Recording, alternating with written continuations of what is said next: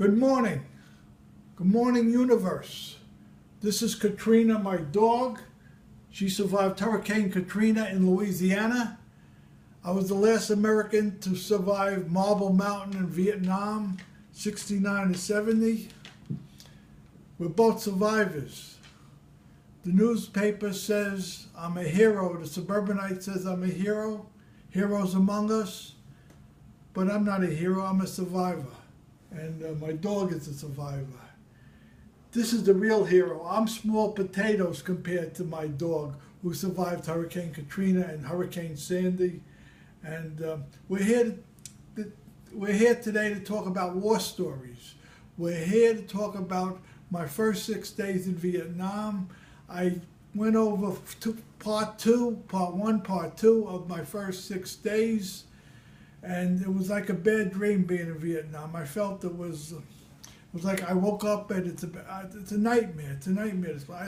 I'm thinking to myself, I'm not going to survive this place. This place is crazy stuff. So we did part one, part two. Today we're going to do part three, my first 6 days in Vietnam. So the first 5 days, they put me on this outpost, listening post actually, in the middle of the jungle, and we're going to draw out the Viet Cong. I'm going to be used as a decoy to draw out the Viet Cong. And this is what they're using me for, to go in the middle of the jungle, in the middle of nowhere, and just sit there. And I said, this is a nightmare. This is a nightmare what I'm doing here. When you go in the middle of the jungle by yourself, sitting there to draw out the Viet Cong, I could be doing better things at home. I could be on the beach in Brighton Beach enjoying myself, or playing basketball in Brighton Beach. This is, I dream about these things, but I'm just trying to survive. I take one day at a time. I don't think I'm going to survive this place. It's very, very bad. It's very brutal, killing, and it's just crazy stuff. So my first 5 days in Vietnam, it was quiet, trying to draw out the Viet Cong in this listening post, and it's very, very, it's very eerie here. It's very spooky and scary. The first 5 days, I'm sitting here, nothing. I do my watch. My boss is a gunnery sergeant. He looks like Mr. T from the A-Team. He's all muscle. He's strong as an ox. And when I tell him, he says to me, "Where are you from?" I say, "I'm from Brooklyn." He says, "Brooklyn? Brooklyn. Oh, man, Brooklyn."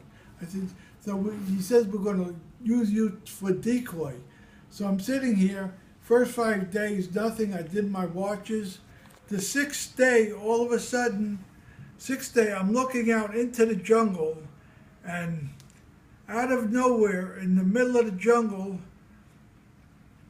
a Viet Cong comes running out at me from the jungle, and I'm on the 50 caliber machine guns, and I just let the 50 caliber machine guns, I'm letting it fly. I'm just shooting as much as I can.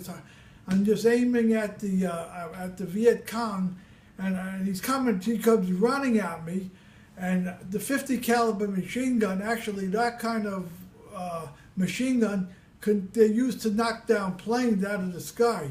It can knock down a plane, a 50 caliber machine gun.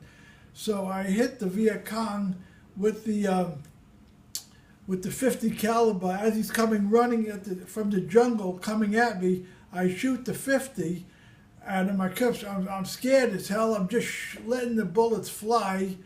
The bullet hits him. The 50 caliber machine gun hits him in the head, and knocks his head square off, and he's running at me without his head, and I kept shooting, and it was the 6th day was unbelievable. All of a sudden he comes running out of the jungle, and I'm shooting the 50 caliber machine gun, and the 50 caliber machine gun knocks his head square off, and he's running through the jungle. He's running at me without his head. He's running without his head.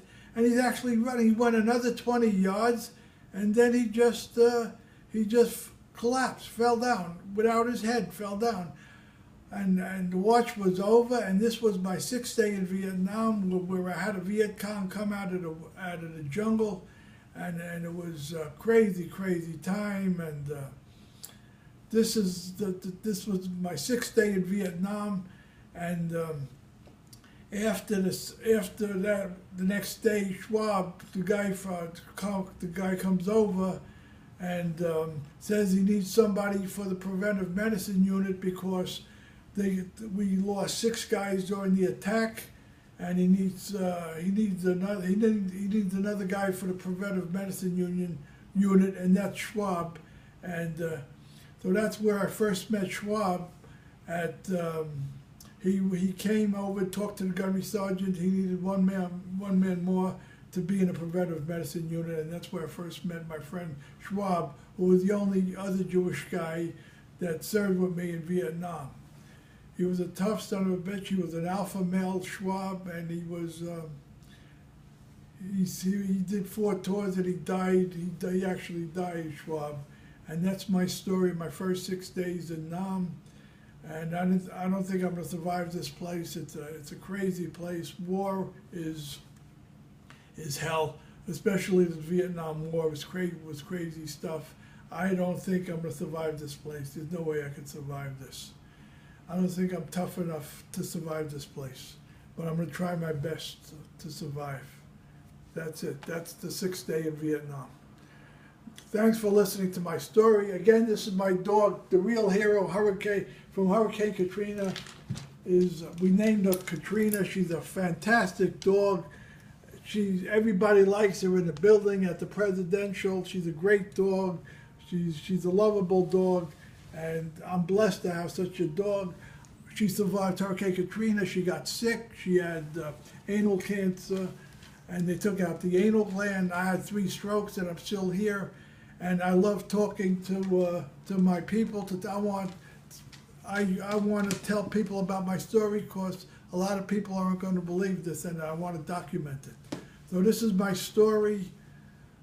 Katrina and Mitch, survivors. We're survivors. She's a hero. I'm small potatoes compared to this dog. This is the greatest dog in the world, and everybody in the building, everybody in Fort Lee loves her.